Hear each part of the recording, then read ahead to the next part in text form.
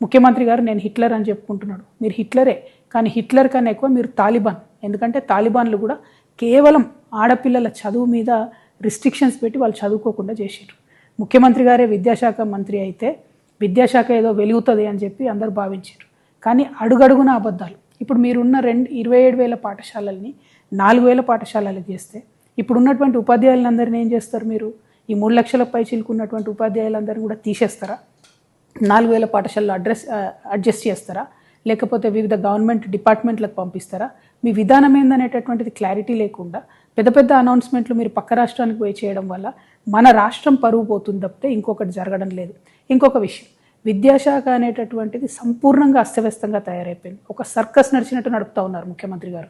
కంప్లీట్గా ముఖ్యమంత్రి గారికి ఆ శాఖ మీద పట్టుకోల్పోయిందని చెప్పడానికి గురుకులాల్లో ఇప్పటికీ కూడా పిట్టల్లాగా రాలిపోతున్నటువంటి పిల్లలు, వారి ప్రాణాలే నిదర్శనం.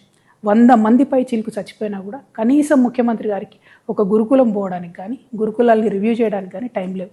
కేజీబీవీ టీచర్స్ పాపం 10+2 చెప్తారు.